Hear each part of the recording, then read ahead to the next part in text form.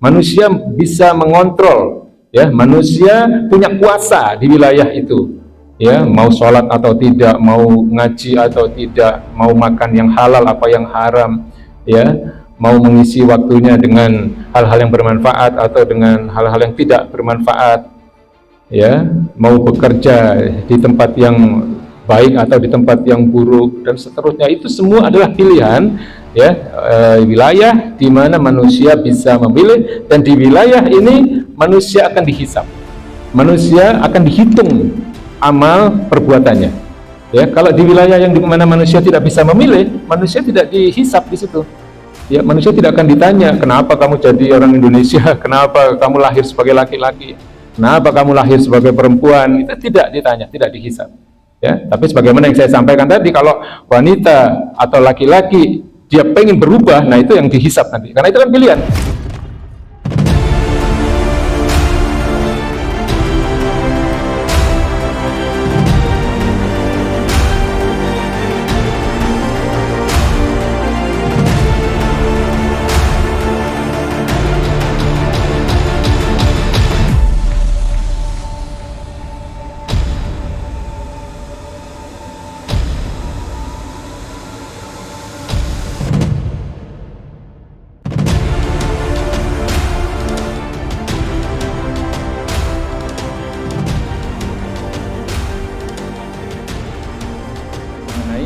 Al-Qadha wal Qadar. Apa yang harus kita imani? Saya ulangi lagi, Pak. Ya, qadha harus kita imani semuanya datangnya dari Allah Subhanahu wa taala. Ya, jadi kalau ada sesuatu yang buruk, ya, menimpa seseorang, itu bukan karena dia lagi sial, bukan, ya, karena harinya lagi hari yang buruk, bukan. Itu ketetapan Allah Subhanahu wa taala. Harus kita imani begitu. Atau kalau ada seseorang yang mendapatkan keberuntungan, katakanlah, ya, mendapatkan rezeki nomplok misalnya, ya, itu bukan hari mujur, ya, bukan hari baik, ya, atau menang dalam suatu perlombaan, bukan karena hari baik itu, Pak, tapi itu semua datangnya dari Allah Subhanahu wa taala. Harus begitu cara kita mengimani, ya. Termasuk tadi kalau kita memaknai takdir, ya, qadar dalam makna takdir juga begitu, ya. Apapun yang terjadi, ya, baik yang sudah, yang sedang, dan akan terjadi, semua itu sudah dalam pengetahuan Allah, semua dalam kuasa Allah Subhanahu wa taala. Ya, kita tinggal melaksanakan syariat saja, karena akidah dan syariat itu dua hal yang berbeda.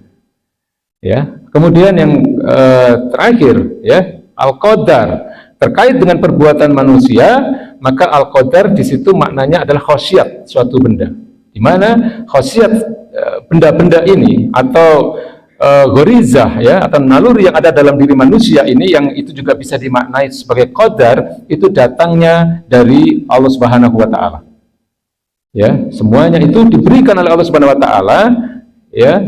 Kemudian Allah juga memberi akal kepada kita agar kita bisa menggunakan khasiat-khasiat benda tadi, dan juga memenuhi kebutuhan-kebutuhan naluriyah kita atau naluri manusia itu di jalan yang telah disyariatkan oleh Allah Subhanahu wa taala. Ya, semua sudah dijelaskan oleh Allah Subhanahu wa taala. Ya.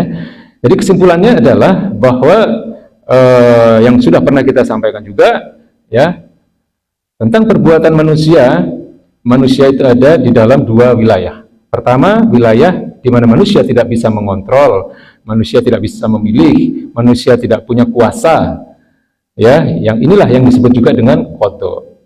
Nah, di wilayah di mana wilayah yang kedua ini adalah wilayah di mana manusia bisa memilih, manusia bisa mengontrol, ya, manusia punya kuasa di wilayah itu, ya, mau sholat atau tidak, mau ngaji atau tidak, mau makan yang halal apa yang haram, ya, mau mengisi waktunya dengan hal-hal yang bermanfaat atau dengan hal-hal yang tidak bermanfaat, ya, mau bekerja di tempat yang baik atau di tempat yang buruk dan seterusnya. Itu semua adalah pilihan, ya, wilayah di mana manusia bisa memilih, dan di wilayah ini manusia akan dihisab, manusia akan dihitung amal perbuatannya, ya. Kalau di wilayah yang di mana manusia tidak bisa memilih, manusia tidak dihisab di situ, ya. Manusia tidak akan ditanya kenapa kamu jadi orang Indonesia, kenapa kamu lahir sebagai laki-laki, kenapa kamu lahir sebagai perempuan, itu tidak ditanya, tidak dihisab. Ya, tapi sebagaimana yang saya sampaikan tadi, kalau wanita atau laki-laki dia pengen berubah, nah itu yang dihisab nanti, karena itu kan pilihan, ya kan? Itu pilihan. Ya, kalau laki-lakinya dia secara fisik, ya itu tidak bisa memilih dia. Tapi kalau dia sudah sebagai laki-laki, kemudian dia memilih atau pengen jadi perempuan sehingga dia pakai baju perempuan, atau apalagi kemudian dia dioperasi dan seterusnya. Nah, ini semua wilayah di mana manusia akan dihisab. Ya, di mana manusia bisa memilih, disitulah manusia akan dihitung amal perbuatannya. Ya, faman ya'mal mithqala dzarratin khairan yarah wa may ya'mal mithqala dzarratin syarran yarah. Ya, fa amma man thaqulat mawazinuhu fa huwa fi 'ishatir radiyah. Wa amma man khafat mawazinuhu fa ummuhu hawiyah. Manusia akan melihat nanti sekecil apapun perbuatan baiknya atau perbuatan buruknya, lalu ditimbang oleh Allah Subhanahu wa taala. Enggak usah dibayangkan nanti nimbangnya seperti apa ya, Pak. Ya, diimani saja bahwa Allah akan menimbang.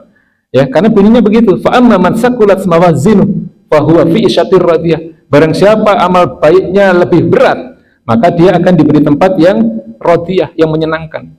Wa amma man khafat mawazinuhu fa ummuhu hawiyah. Tapi orang yang amal baiknya lebih ringan, ya, jadi artinya amal buruknya itu jauh lebih banyak, ya, fa ummuhu hawiyah. Dia akan berada di hawiyah. Wa ma adraka ma hiya. Apa itu wahiyah? Hawiyah tadi, ya. Disebutkan dalam Subhanahu wa taala, itu yang disebut dengan neraka, ya. Narun hamiyah, api yang menyala-nyala. Ini harus kita imani semuanya, ya. Dan disinilah dengan pemahaman al-qada wal qadar yang seperti ini, insya Allah kita akan semakin kuat dan semakin